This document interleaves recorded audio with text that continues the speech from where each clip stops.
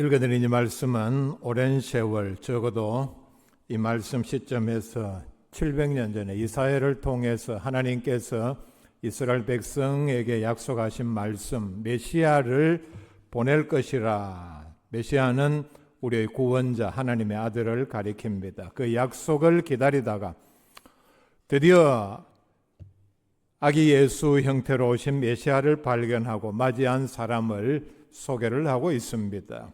바로 오늘 말씀에 나오는 시므온이요, 제가 읽어드리지는 않았지만은 36절부터 나오는 안나를 우리에게 소개를 하고 있습니다.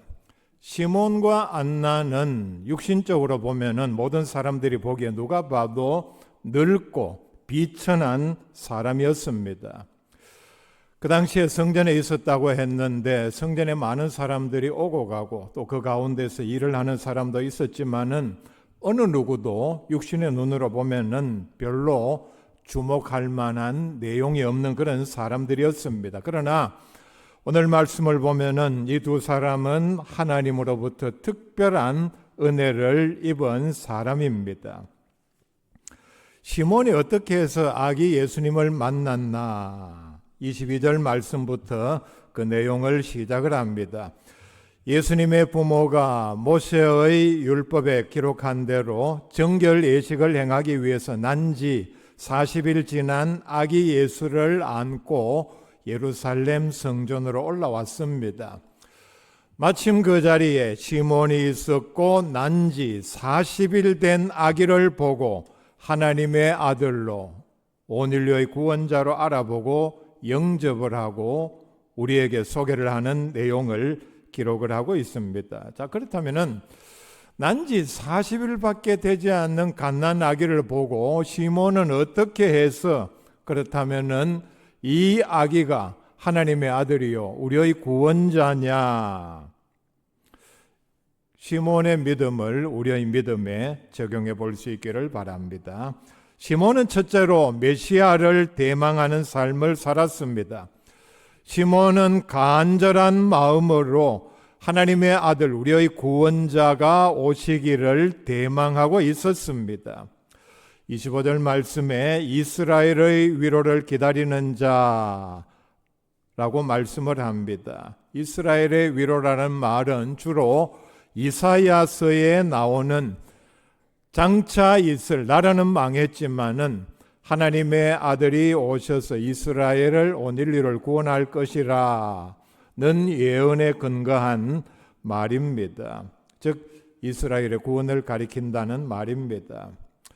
이 당시 이스라엘은 적어도 그 600년 전으로 거슬러 올라가면은 차례대로 이스라엘은 바벨론에 의해서 페르시아, 그 다음에 이게 세계사에 다 나오는 얘기입니다.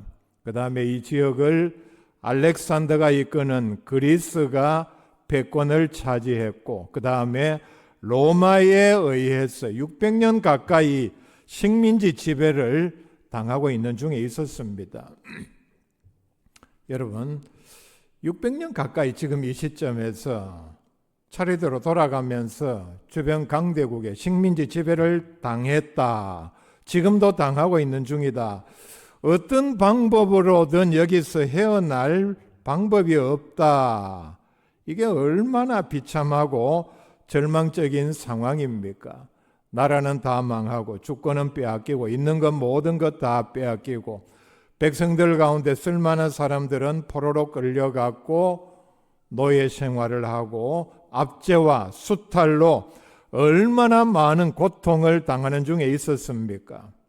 여기에다가 이스라엘 백성들에게 가해진 영적인 고통이 하나 있었는데 이스라엘 백성들은 늘 하나님께서 보내신 선지자를 통해서 하나님의 말씀을 듣는 민족이었습니다. 그런데 하나님께서는 구약의 말라기 선지자 이후에 세례 요한이 와서 하나님의 말씀을 외치기 전까지 400년 동안 하나님께서는 일체 선지자를 보내지 않으셨습니다. 하나님께서 아예 이스라엘 백성들에게 침묵하셨다는 얘기입니다. 1절 말씀을 하지 않았습니다. 이때를 이스라엘 백성들에게 영적인 암흑기라고 부릅니다. 자, 이런 가운데서도 시몬은 그 이전에 훨씬 전에 이사야를 통해서 주신 어떤 상황 가운데서도 절망하지 말고 메시아 오심을 기다려라, 보내주시겠다는 약속을 믿고서 인내하면서 기다렸습니다. 정말 이스라엘 백성들에게는, 그리고 경건하게 살고자 하는 하나님의 백성들에게는 이때는 인고의 시간이었습니다. 하나님께서는 이 시몬의 믿음과 인내를 보고서 26절 말씀에 그가 주의 그리스도를 보기 전에는 죽지 아니하리라는 성령의 지시를 받았더니, 하나님께서 이 시몬에게 놀라운 말씀을 약속으로 주셨습니다. 자, 그 다음에 시몬은 두 번째 단계, 준비하면서 메시아 오심을 기다렸습니다. 단지 소극적으로 메시아를 대망하면서 그냥 기다린 것이 아니라 그는 메시아를 맞이할 철저한 준비가 그에게 있었다는 얘기입니다. 시몬은 메시아를 맞을 준비로 25절 말씀에 보면은 이미 준비가 다 된 상황을 우리에게 이렇게 소개를 합니다. 그는 의롭고 경건하고 성령 충만한 사람이었다. 메시아를 어떻게 맞느냐, 어떤 준비를 해야 하느냐, 오늘 말씀에 이렇게 답을 주고 있습니다. 의로움으로, 경건함으로, 성령 충만함으로 준비가 되어 있는 상황을 설명을 합니다. 자, 그렇다면 오늘 말씀에는 나오지 않지만은 당연히 말씀을 읽으면서 기도하면서 메시아 오심을 기다렸습니다.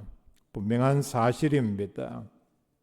성경에 기다렸다는 말이 많이 나옵니다. 그런데 거기에 다 똑같이 포함하고 있는 내용은 그냥 가만히 앉아서 그 일이 이루어지기만을 기다리는 것이 아니라 부지런히 준비하며 일을 하면서 또 하나 깨어 있으면서 기다렸다는 것을 포함을 합니다. 시몬은 특별히 성령 충만한 사람이었습니다. 25절 말씀에 성령이 그 위에 계시더라 말씀을 했고, 26절에 성령의 지시를 받았고, 27절에 성령의 감동이라는 말이 그에게 이렇게 표현이 되었습니다. 자, 우리가 특별히 신약에서 보면은 한 사람에게 성령 충만함을 이렇게 다양하게 설명을 하는 사람도 드물게 나타납니다. 우리가 이런 면에서 보면은 이미 시몬은 예수님을 소개하는 선지자로서의 준비가, 자세가 완벽히 된 사람임을 알 수 있습니다. 이렇게 준비하면서 기다릴 때에 27절에 보면은 직접적으로 그에게 성령의 감동이 왔습니다. 성전으로 들어가라. 놀라웠게도 매우 자세하게 구체적으로, 자, 이제 네가 하나님의 아들 구원자 메시아를 만날 때가 왔다. 지금이다. 성전으로 들어가라. 얼마나 놀라운 계시의 말씀입니까? 성령의 이 명령에 순종했을 때에 성전에서 마침 부모가 아기 예수를 데리고 오는 것을 발견을 했습니다. 이렇게 메시아를 대망하면서 경건한 성령 충만을 준비했고 대망한 이 시므온이 이제 아기 예수를 발견하고 예언하는 대목이 나옵니다. 28절 말씀에 보면은 시므온이 기뻐하며 아기 예수를 안고 하나님께 감사를 드렸다. 망설일 것이 없었죠. 찾아가서 이 아기가 그분이 맞습니까? 제가 몇 가지 확인을 해야 되겠는데요. 태어나기 전에 천사가 와서 알려준 게 있었습니까? 이런 질문할 필요 없이 단번에 알아보았습니다. 왜냐? 그가 성령 충만한 사람이었기 때문입니다. 그리고 성령의 지시, 성령의 감동 분명히 있었기 때문입니다. 이렇게 단번에 알아본 시몬은 이제 아기 예수의 적어도 지금부터 30년 뒤에 일어날 예수님의 사역에 대하여 예언을 합니다. 자, 우리가 이 내용에 대해서 시몬이 얼마나 성령 충만하고 이것이 구체적이냐, 하나님의 뜻이냐 하는 것을 이 예언의 내용을 통해서 확인해 볼 수 있기를 바랍니다. 제일 먼저는 예수님은 올 인류의 구원자라는 사실을 예언을 합니다. 30절에 내 눈이 주의 구원을 보았사오니, 예수님을 구원자, 구원 그 자체로 보았습니다. 31절에 이는 만민 앞에 예비하신 것이요, 하나님께서 인류의 구원자로 모든 사람을 위해서 예비를 하셨다.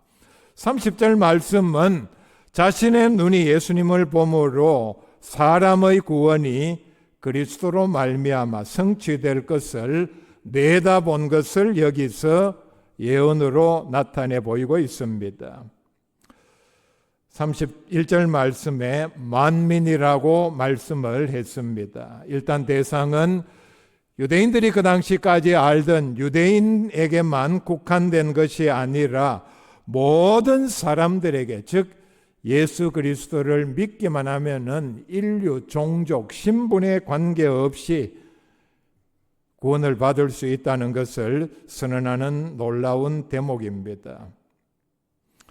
31절 말씀은 다시 예수님께서 우리에게 오셨다는 이 사실은 하나님께서 미리 예비하시고 우리의 구원자로 보내심을 말씀한 내용입니다.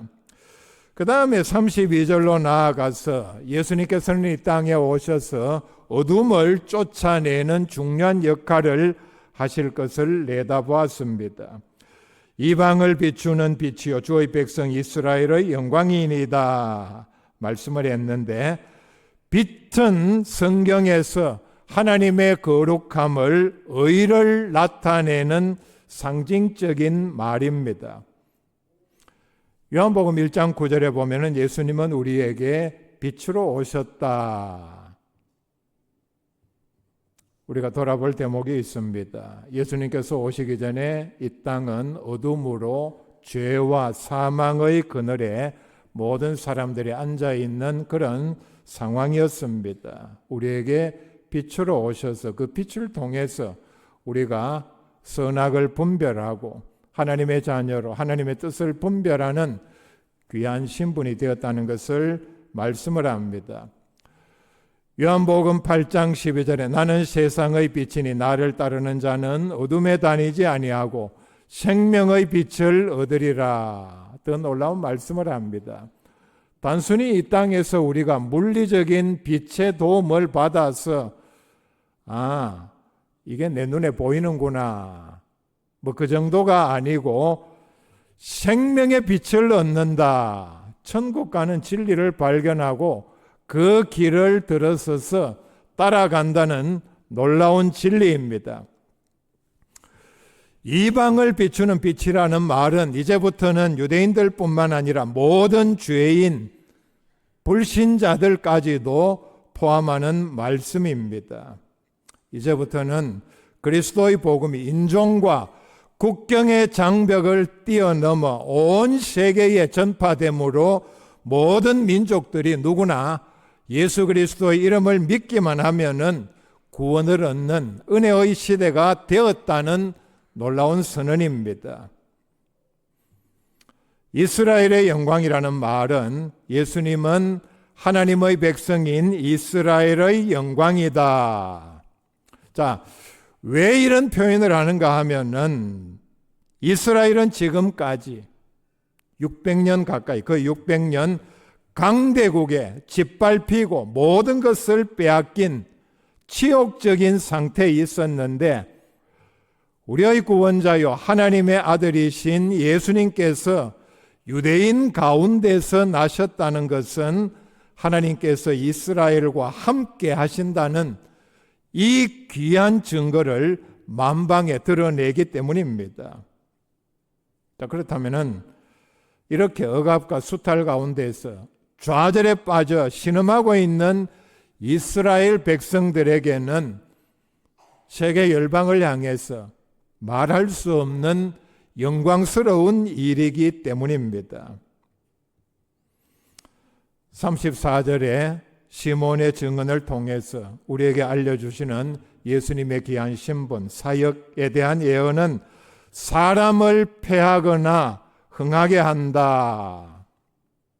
이 말의 뜻은 사람들이 예수님 때문에 패하거나 흥하게 된다는 뜻입니다. 즉 인간의 운명은 가장 귀한 운명, 영생을 내가 어디에서 보내느냐 하는 운명은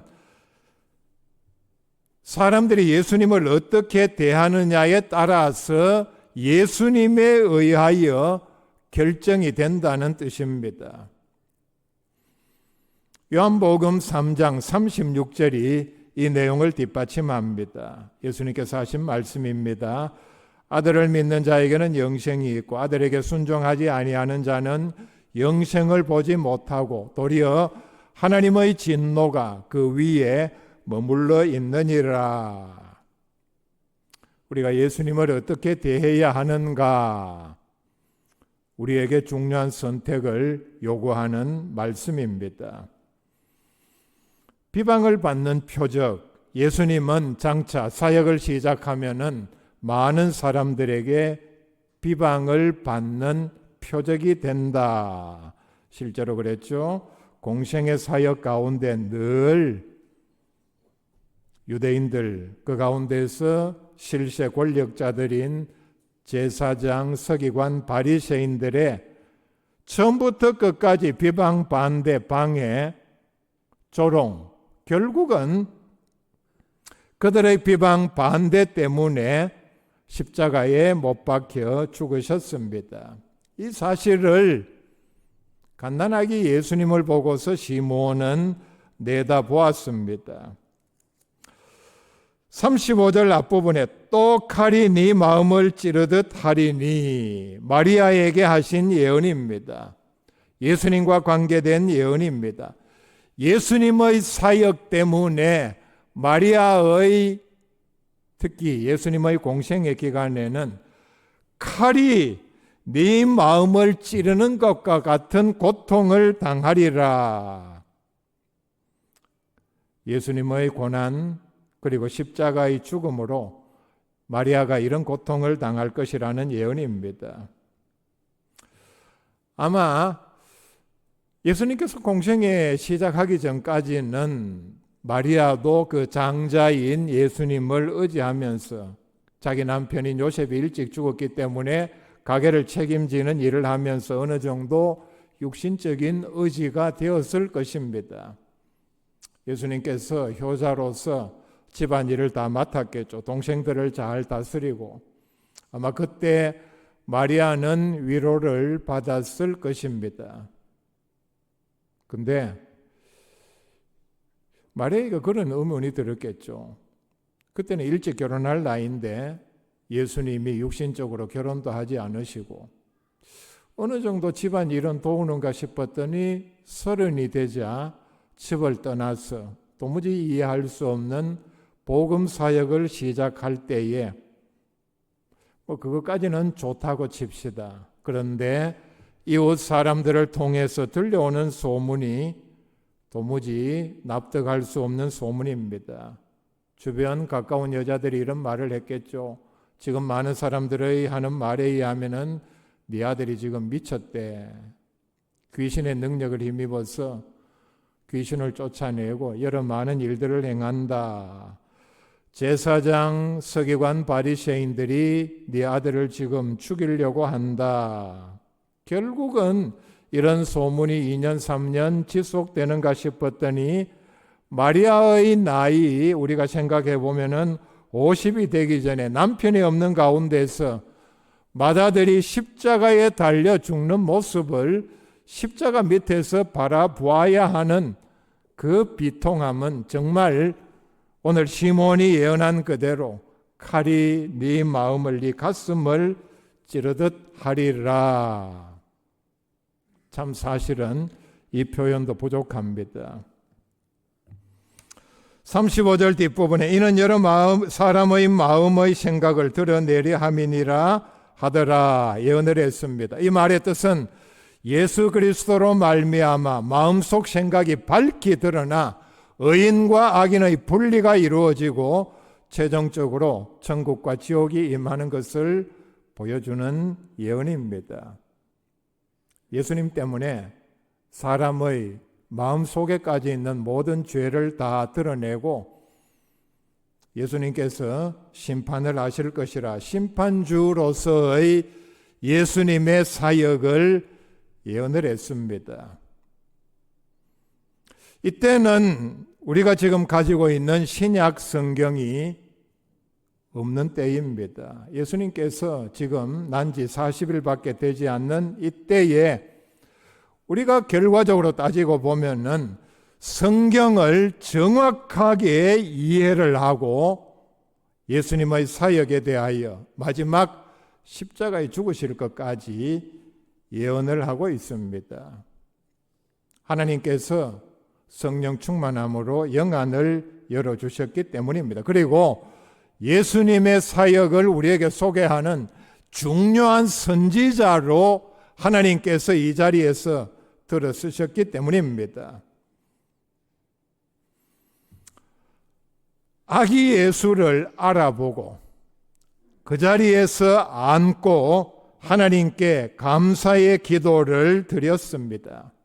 29절 말씀입니다. 주제여 이제는 말씀하신 대로 종을 평안히 놓아주시는도다. 이제는 죽어도 좋다는 얘기입니다.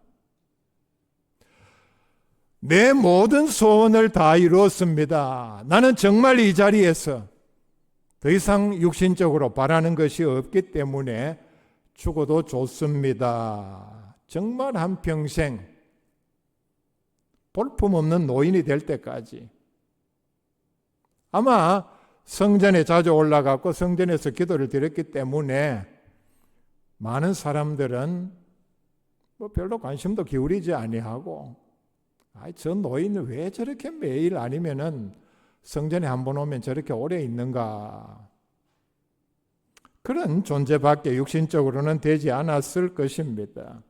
그런데 그 마음의 소원은 하나님께서 약속하신 예언하신 구원자를 자기의 눈으로 보는 그런 간절한 대망 그리고 준비를 하고 있었습니다. 시몬은 분명히 노인입니다. 자, 노인 한 사람 더 소개합니다. 36절, 37절 말씀.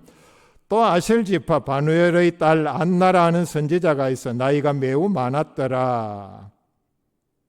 나이가 많아도 보통 많은 게 아니죠. 매우 많았더라.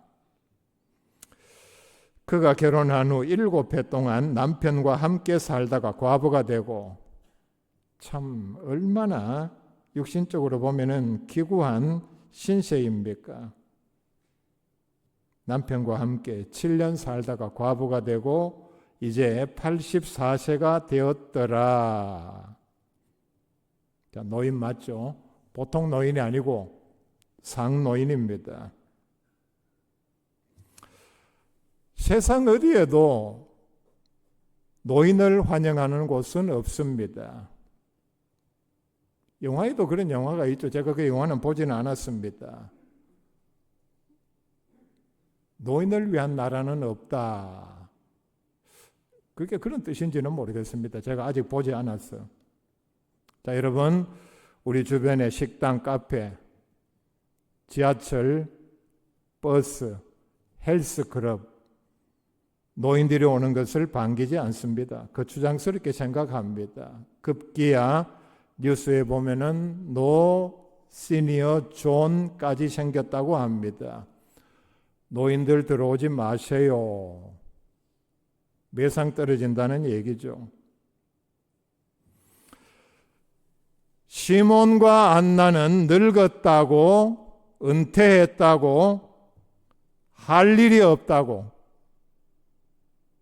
자, 요즘 말로 세상 노인들이 가는 제가 어느 장소라고 구체적으로 말하지는 않겠습니다. 여러분 다 알죠? 노인들이 많이 가면 노인들만 있는 그런 장소에 가지를 않았습니다. 그런데 가서 제가 추측입니다. 아직 안 가봤기 때문에 거기에 가면은 노인들만 모여서 하는 일들이 있겠죠. 아니면은 집에서 혼자 또 하는 일들이 있습니다. 그런데 가서 우리가 흔히 하는 말로 소일하지 않았습니다. 우리가 흔히 보면은 연세 드신 분들이 무슨 일로 소일한다 아니면은 소일거리로 무슨 일을 한다 하는 말이 있는데 이 말의 뜻은 한자로 저렇게 씁니다. 저 소자는 없앨 소자입니다. 날일자고. 그러니까 무슨 뜻이냐 하면 소일한다는 말은 이런 일을 하면서 나를 없앤다라는 뜻입니다. 시간 때운다는 말이죠. 영어에도 이와 같은 표현이 있습니다. 우리에게 더 분명한 뜻을 나타내 보여주는데 타임 킬링이라고 합니다. 무료할 때에, 심심할 때에 가만히 앉아 있는 것보다는 뭐 영화를 보면서 아니면은 어떤 오락거리 이런 걸 하면서 이게 타임 킬링용이다. 글자 그대로 하면은 시간을 죽인다라는 뜻입니다. 여러분, 우리는 절대로 시간을 이렇게 없애서는 되지 않습니다. 시간을 때우고 타임 킬링, 시간을 죽이고 소일, 뭘 하면서 별로 중요하지도 않은 일을 하면서 나를 없애는 이런 일들은 절대로 그리스도인들이 해서는 되지 않는 일입니다.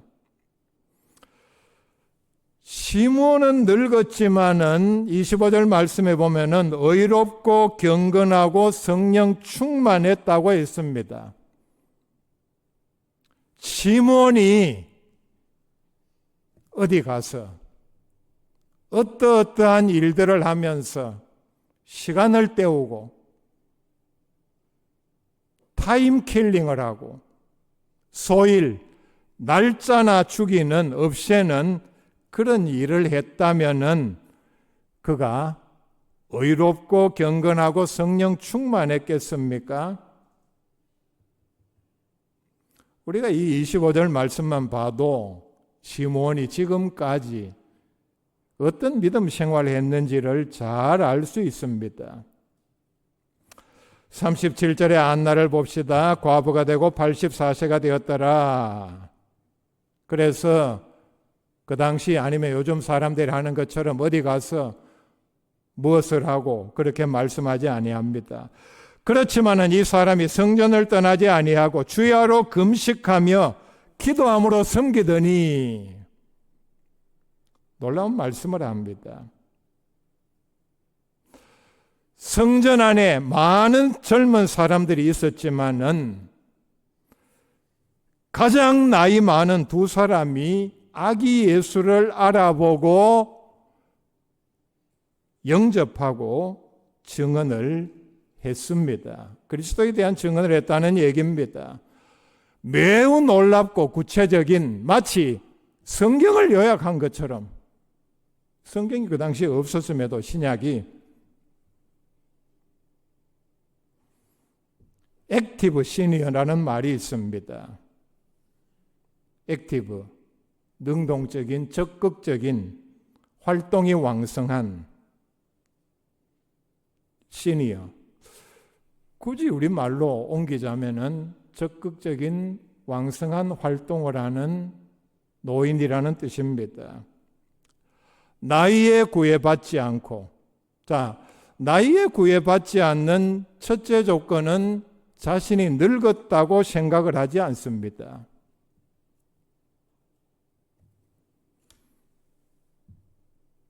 그렇기 때문에 간단하게 한마디만 말씀을 드리면은 액티브 시니어의 대표적인 특징은 돈을 쓰는데도 젊은이 이상으로 돈을 많이 쓴다고 이게 뭐 액티브냐 아니면은 뭐 수동적인 패시브냐 그런 뜻은 아닙니다.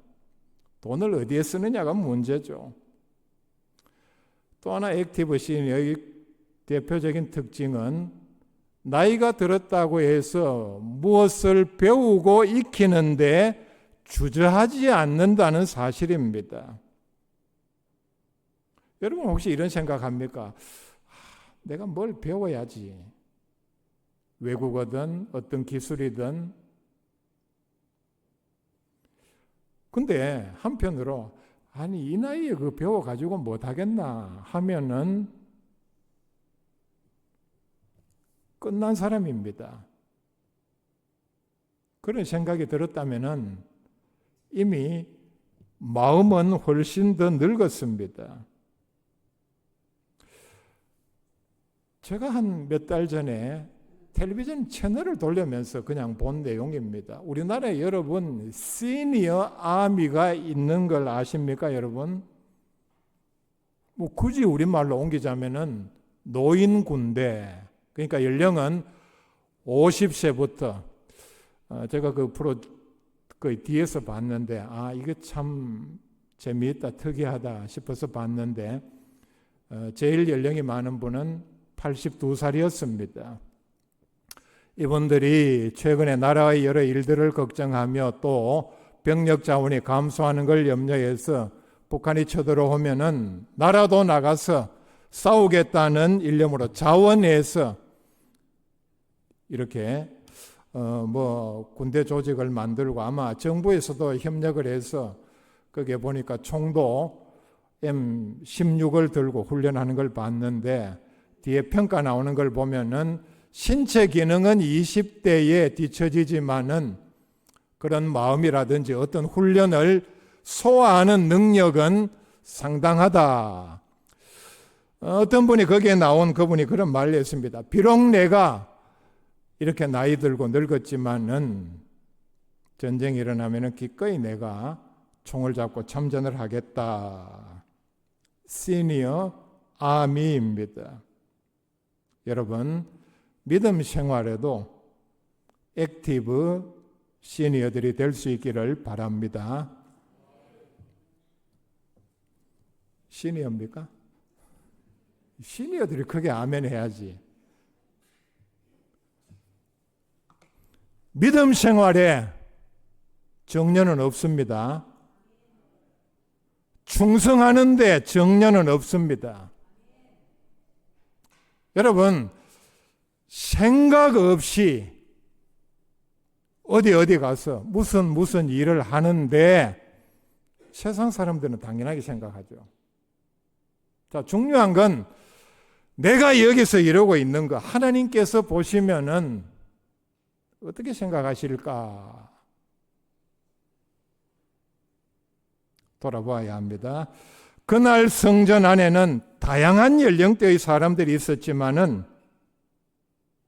누구도 눈여겨보지 아니하고 거추장스럽게 생각한 노인 중에 노인 시므온과 안나는 하나님께서 가장 귀하게 여기시는 사람, 그리고 이 땅에 구원자로 오신 하나님의 아들을 증언하는 가장 귀한 일에 쓰임을 받았습니다.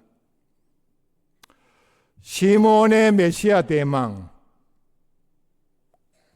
준비를 본받는 복된 그리스도인들 다 될 수 있기를 바랍니다.